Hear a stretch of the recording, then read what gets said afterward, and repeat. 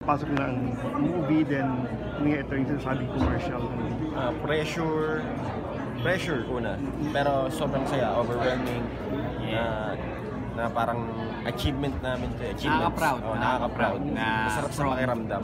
Pero ang laking adjustment. Zero kami. Now we're getting somewhere, we're getting endorsements, films, taping, teleserye and all that. So super happy kami and super thankful kami na Ina-imagine nyo ba, mararating nyo itong tagumpay na to because may movie na, singing ta teleserye, parang ganyan. Never na na-imagine namin before. No? Kasi talagang dati pa, ang target lang talaga namin is makapag-create ng music.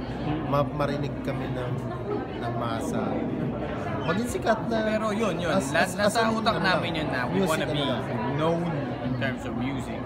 And then here we are, we did it. Seryoso ba na you want to work with James Reid talaga? Or parang joke mo lang yan na because... No. Kung possible naman na maka-work namin si James Reid and Nadine, why not? Why not? James, let's work on something. Pero naka-encounter mo na ba siya? Or parang nagkaroon kayo ng chance to magkasama sa isang show or something? Not yet. Pero alam ko nandun siya sa mix eh. Pero hindi namin mix siya nakita. Wala, hindi pa sila dumating. But yeah, yun yung pinaka-close kung dumating sila. Pero hindi pa namin siya nakikita. Wala pa rin. Pero ano yung kay James na parang... Bakit siya? Ano mo yun? Kasi may music siya, may song siya na nag-number 1 eh. Maganda ang mga songs niya. Yes. And catchy din, like us, yung mga songs namin, catchy. So. Before niya ilabas yung album niya, nagkaroon kami ng chance na marinig yung iba sa mga songs niya doon sa naalala mo? Isang recording samples demo. Doon sa isang recording studio na nagkataon na nag-record kami doon. Under nung label na yon, nung time na yon. So pinarinig sa amin yung mga samples ng mga songs na i-release ni James Reid sa album niya. And iba yun sa panlasa ng iba siya. Sobrang maganda mga music. Tapos dun sa sinabi nyo na movie, ano usually to? May comedy ba? Or parang the usual you ba ng mga rapper? Pero kayo, kung bibigyan pa kayo ng chance, horror ba yan? Action ba yan? Actually, yun ang inaan namin kasi natural na sa amin yung maging komedyante. Yeah, plus comedy queen yung kasama natin, si Mama Ai. So, comedy siya. Given na siguro na merong ipapasok na comedy doon, kung ano man yun, siguro merong parts na talagang matatawa ka. Comedic value. Kaya nyo ba makipagsabayan ng comedy kay... Oo naman. Yeah, natural sa amin magpatawa. Of course. Everyday na namin yan eh. Yung kay Alden, kumusta? Kumusta yung collaboration niyo? Hello po. Collaboration with Alden. Collaboration with Alden. Actually, super lodi ko yun eh. Dati pa lang si Alden. In terms of Aldop, si May. But ano yung tanong? What was the question? Kamusta yung working with Alden? Sabi niya nakasama niya. Napaka-humble ng taong yun. And makulit din siya. And mahilig siya sa Mobile Legends, so medyo nagkakasundo kami doon pagdating sa Mobile. So nagmo-Mobile Legends kayo before that? Nung nakapaglaro kami yan. Pero bakit, may isa lang ang tanong, even up to now, kahit okay naman na kayo, nakita na kayo na nag-red carpet sa mix, parang iniintriga pa rin yung pagkawala ni J. Roa sa... ano masasabi niyo doon na meron pa rin mga nagbabash, meron pa rin mga nag-compare, let's move on now from John Roa, but he's our little brother. Kahit anong mangyari, he's still a part of us at the end of the day. Sa puso ng ex, yes. He's still part of the family.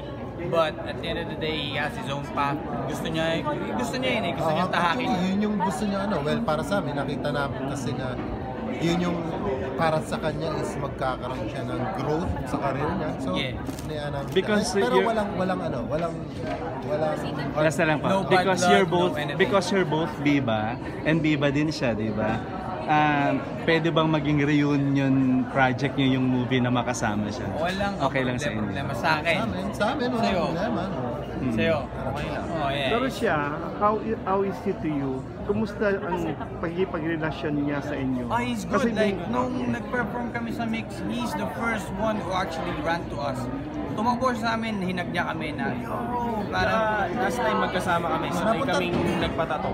Napunta naman siya sa apartment. So, Ganun pa din siya. kita-kita So I mean, okay kayo. Parang pinag-aaway lang kayo. hindi, wala kami, walang bad blood, walang away na nangyari between us and John Roa.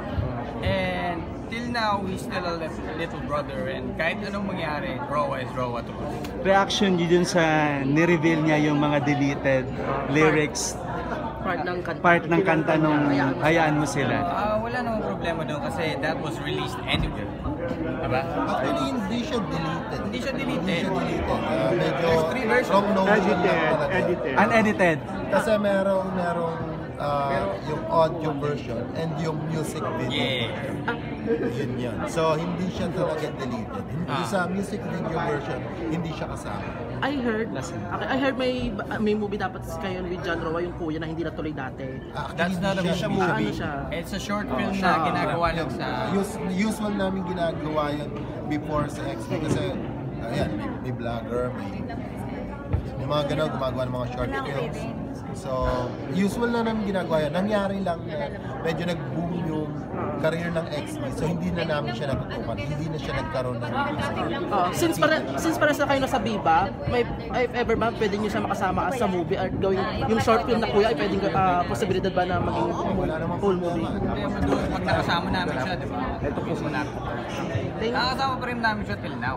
But hindi na katulad natin na... Bumisita siya sa amin. Yeah. Ano meron? sabi ko, Roa. kasama namin. Roa. John Roa? Yeah. Okay, thank you.